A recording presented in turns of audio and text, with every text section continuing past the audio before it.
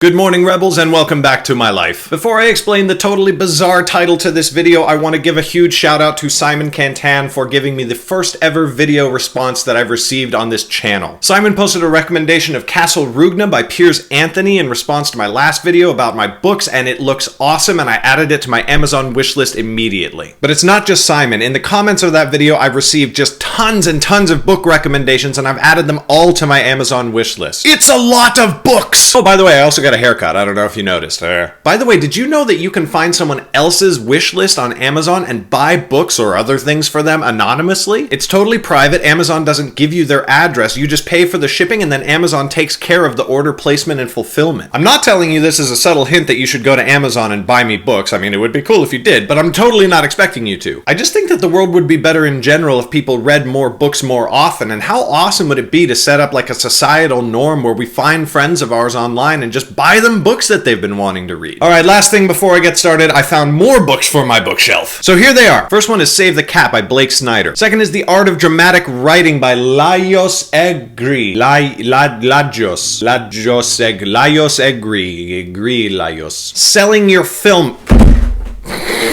Selling Your Film by my friend and sometimes mentor Eric Sherman. Making Movies Work, Thinking Like a Filmmaker by John Boorstin. In the Blink of an Eye, A Perspective on Film Editing by Walter Murch. On Film Editing by Edward Dmytryk. It's a really hard name to say. I used to make my living as a full-time professional freelance film editor, so obviously that was kind of my focus for a while. And then How to Win Friends and Influence People, which I bought just because, like, it's one of those really famous self-help books. Still don't have many friends. And now I will cast them all onto the bookshelf. Movie Magic! See, all of those books on film editing, totally paying off, right? My last two are fiction titles. They are Seventh Son by Orson Scott Card and The Way of Shadows by Brent Weeks. Last new item for my shelf is actually something that I'm quite proud of. It's this figurine from when I bought Star Wars The Old Republic. This figurine is so cool. Look at him. Look at him. Alright, so let's talk about how I found Veronica Mars. First of all, you should know Veronica Mars is safe. I did not actually physically find her. She is not tied up into my basement. I don't actually have a basement. I'm a huge fan of the Veronica Mars television show, and you should be too. My wife and I decided to rewatch the TV show on DVD leading up to the release of the film, and while we were doing it last night, I realized that I had seen Veronica Mars somewhere recently. I'm not talking about the actress Kristen Bell, because she's everywhere. I'm talking about Veronica Mars, the character. I had been writing a character for months that's almost exactly like Veronica Mars, and I didn't even realize it. Sarah, who is arguably the main character in the Realm Keeper series, has so many similarities to Veronica Mars that I didn't spot until I started thinking about it just last night. She's cute, but she's not the hottest girl at school. She often tries to take on too many things at once and fails at them and lets down the people around her, not because she doesn't care, but because she cares too much. And despite being a good and generally pretty grounded person, sometimes she gets caught up in trivialities and her priorities aren't totally in order. And just like Veronica Mars, Sarah feels this overwhelming crush of responsibility in everything that she does. This was a massive revelation to me because whenever I have a real or fictional character to relate my own characters to, everything becomes so much easier for me as a writer. I've just been completely omitting it in my creation of Realm Keepers. The only character in that series that I base someone off of is Calvin, and that's because Calvin is essentially a 13-year-old me. Probably not a coincidence that Calvin is my favorite character. Some people mistake this practice as a cheat code, saying that it kind of cheapens your work to just base something completely off of somebody else. When you use somebody else as a basis for your character, you're not cheating, you're just using shorthand. Obviously, Sarah isn't actually Veronica Mars, just like Calvin isn't actually me. I mean, last time I checked, I couldn't cast spells using air or fly myself around in the sky using jets of wind, which are all things that Calvin does very, very regularly. He doesn't act exactly like me, but when I'm in a jam, I can just go, well, what would I do in that situation? And it suddenly makes sense, and I can just flow with his character again. It's that shorthand that allows me to form a foundation for the character and then build his own unique individual characteristics that then take him on this whole journey as a person. In real life, relating people that we know to other people that we know, or characters that we know, or stereotypes that we have in our head can be dangerous because it can lead to you making false assumptions about people that you shouldn't really be carrying around with you. But when you're getting to know someone, or when you're creating a fictional character that you're going to be writing about, it can be a nice shortcut to get a starting point from which you build your own individual relationship with that person or character, which is something that I think isn't just valuable for writers to learn about, but people in general. That's it for today, Rebels. I wrote 2013 words for you yesterday. Today at 2:00 p.m. I will be recording the We Make Movies Film Geeks podcast, which happens on the WMM Originals YouTube channel, which you can find a link to in the description. And I will see all of you tomorrow. Thank you, Rebels. Bye-bye.